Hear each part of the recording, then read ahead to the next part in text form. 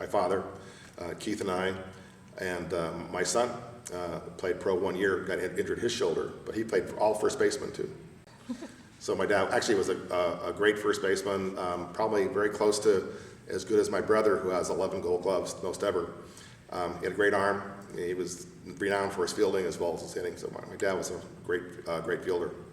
He was in Double-A with the Cardinals in Houston, and he was the most valuable player on that team that won the championship. And he had just a great year.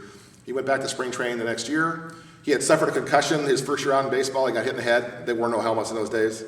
And for some reason, when he went back to spring training, his vision became blurred, and he couldn't see the ball like he wanted to. So he packed up. He got married the year before to my mom in Texas, took her back to California, and that was it.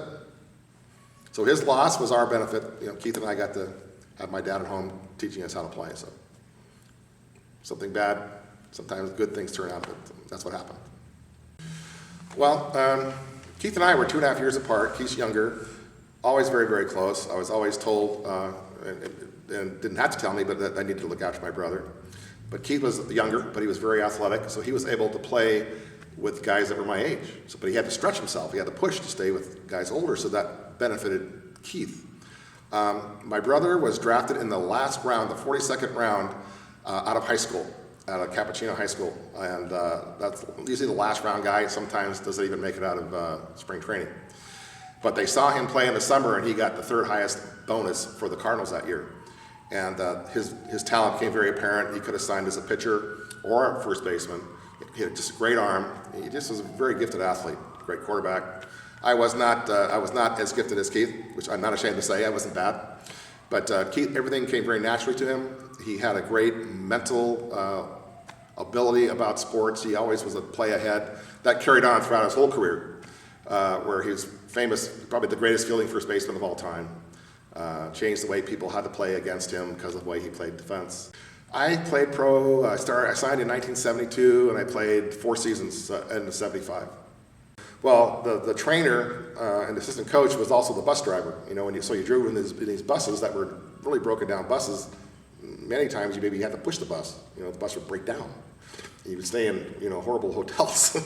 We stayed in Bakersfield in 1,000 rooms. It was a Bakersfield Inn. There's 1,000 rooms, of which maybe 5 had air conditioning that worked. And it'd be maybe 110, 105 degrees outside. So you'd be in there all day. It'd be very, very hot. And you go to the ballpark. But those are the days you remember the most, because all the players are in the same boat. There's no big superstar. Everybody's on the same level. You're all trying to make it to the major leagues, but you're all playing a sport that you love. You're playing baseball. So we all have that in common, and you're all together going through all these things, eating at the least expensive places you can because you have no money.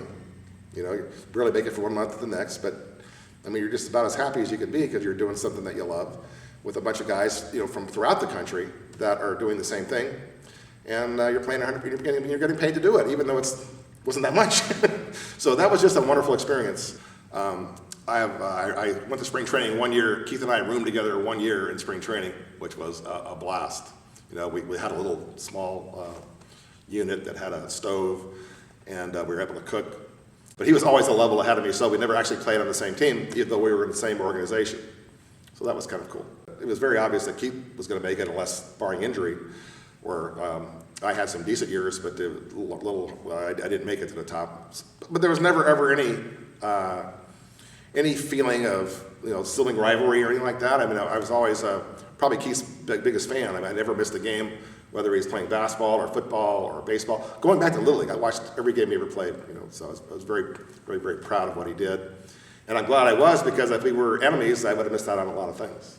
Like 2 World Series. He took me to heavyweight boxing championships. He took me to Super Bowls. If we hadn't gotten along, I would have missed out on all those things. After Danny's last year in Little League, when he was 12, they put together like an all-star team from our area.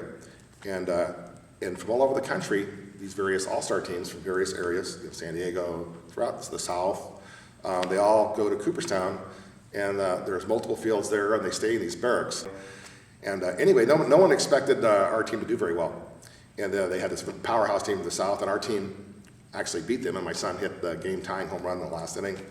And then they beat them, so that was very big. They finished maybe like a third of, a bunch of teams. And then he got to go to Cooperstown, and then my brother's name is in Cooperstown about 6 times. He was the batting champion. He was the most valuable player. He has 11 gold gloves. So that was cool for my son to go in there and see his uncle in Cooperstown.